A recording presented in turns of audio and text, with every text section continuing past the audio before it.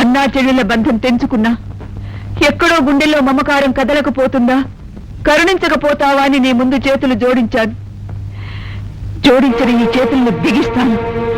నా బిడ్డని నేనే విడిపించుకుంటాను.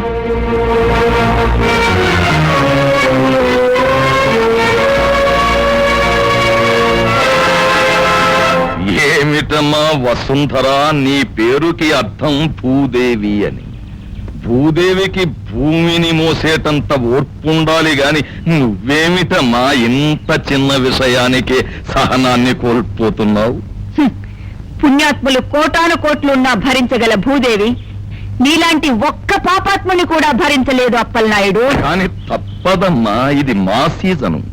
ఈ విశ్వంలో సూర్యచంద్రులున్నారనేది ఎంత నగ్న సత్యమో ఈ రోజుల్లో దుర్మార్గులదే పై చెయ్యనేది కూడా అంతే నికార్సైన నిజం. కావచ్చు, కానీ పాపం పండిన రోజున భూమి బ్రద్దలై సముద్రాలు ఉప్పొంగి పర్వతాలు ముక్క చెక్కలై నీలాంటి దుర్మార్గుణ్ణి నామరూపాలు లేకుండా చేస్తాయి. చెయ్యొచ్చు, కానిది సీజను కాదమ్మా.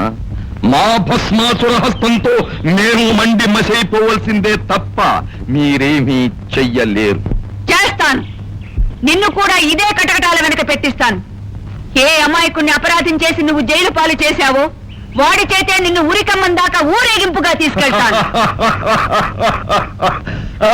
వాడి చేత మాటలు రాని ఆ అడవి మృగం చేత కన్న తల్లివైన నిన్నే గుర్తుపట్టలేని వాడు బద్ధ శత్రువునని నన్నేం గుర్తుపడతాడు? ఏ భాషలో చెబుతావు వాడికి?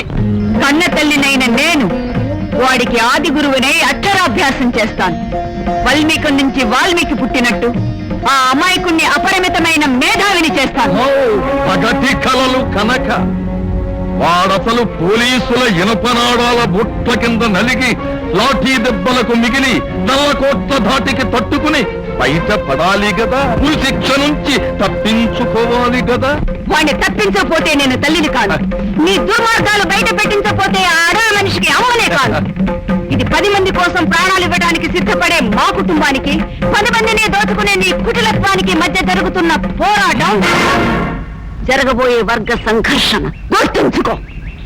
అడవి దొంగగా గుర్తించబడ్డ ఈ ముద్దాయి నోరు లేని జంతువుల ప్రాణాలు తీస్తూ ఆ దారుణాన్ని ఆపడానికి ప్రయత్నించిన పార్వతీపురం ఫారెస్ట్ ఆఫీసర్ రాజేంద్ర తనకు అడ్డుగా ఉన్నాడని గ్రహించి అతన్ని ఘోరంగా హత్య చేశాడని కోర్టు వారు నమ్ముతున్నారు. నాగరికుల మధ్య సంచరిస్తూ ఎన్నో దారుణాలు చేసిన ఈ ముద్దాయి మాటలు రానంత మాత్రాన క్షమార్హుడు కాడు. చేసిన నేరానికి శిక్ష అనుభవించక తప్పదు. కనుక ఐపీసీ 302 సెక్షన్ ప్రకారం ఈ ముద్దాయి ఉరి శిక్ష విధించడమైనది.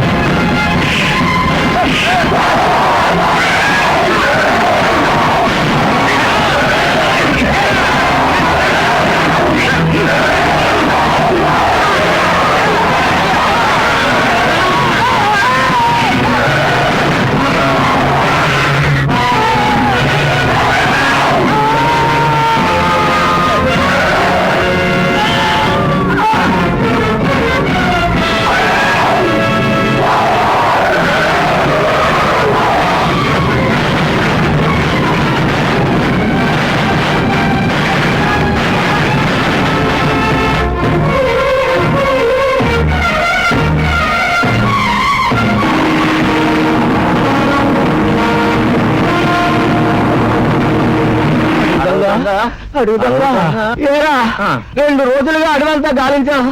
ఎక్కడరా అడుగుదొంగ? ఓ పని చేద్దాంరా, అడుగుదొంగ ఈ అడవి నుంచి మరో అడవికి పారిపోయాడని గిరిజనులే చెప్పారని ఎస్ఐ గారికి చెప్పారు. బాగుంది.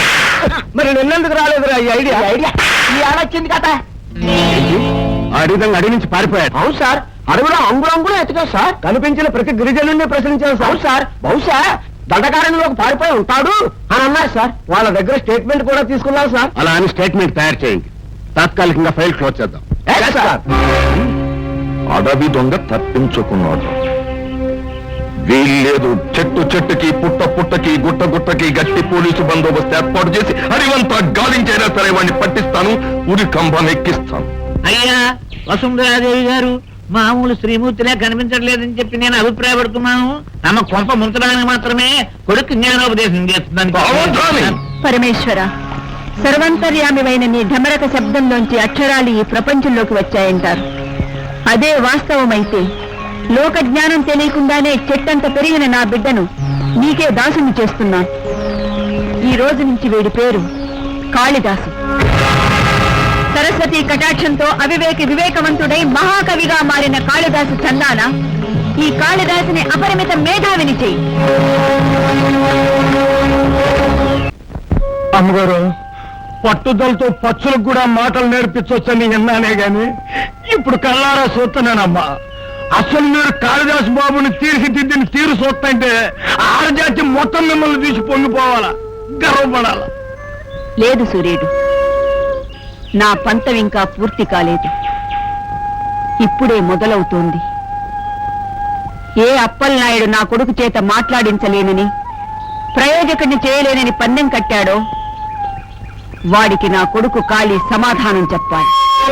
కాళీ, నీ తల్లిని అవమానించి అవహేళన చేసిన ఆ నీచుడికి నేను సంధించి వదలబోతున్న ఆగ్నేయాస్త్రం ఎంత వాడిగా వేడిగా ఉంటుందో రుచి చూపించిరా. అర్థమైందమ్మా. నేను నీకు ఇవ్వవలసిన గురుదక్షిణ ఏమిటో నాకు అర్థమైంది. ఆనాటి కాళిదాసు కలంతోనే లోకానికి సమాధానం చెప్పాడు.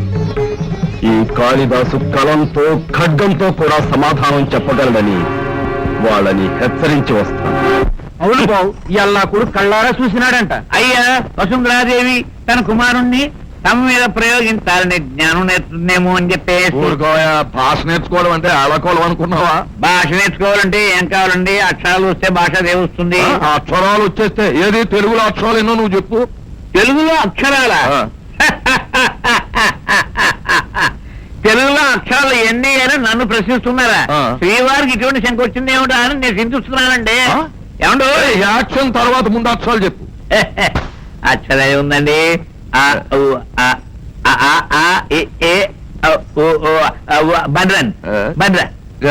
ఇంకా ఏదో కొన్ని ఉండాలి కదరా కొండలాయుడు. అవును ఫాదర్, ఉండాలనుకుంటాను.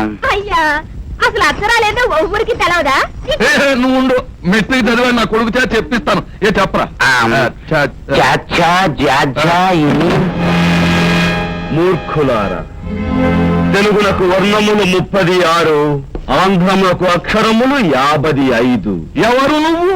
నాను వారికి దూరమై నాను భేదము మరచిన నానాజన నాయకుణ్ణి మీరు ముద్దుగా పిలుచుకునే అడవి దొంగని. Speaking Telugu is very very easy. Speak in English. అద్దది అలాగడుగు.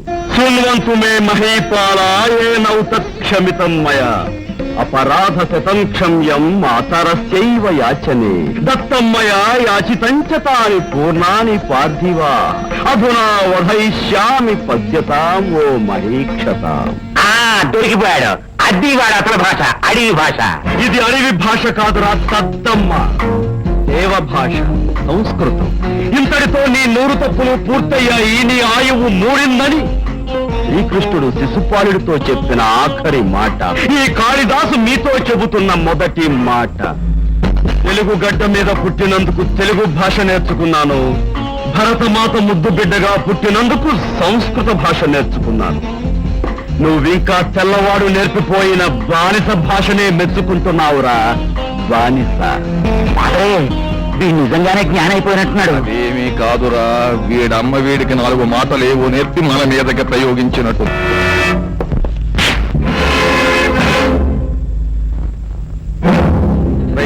కాళీ, ఆ రుద్రయ్య చేతి గోళ్లలోని విషం నీ అంతు చూస్తుంది.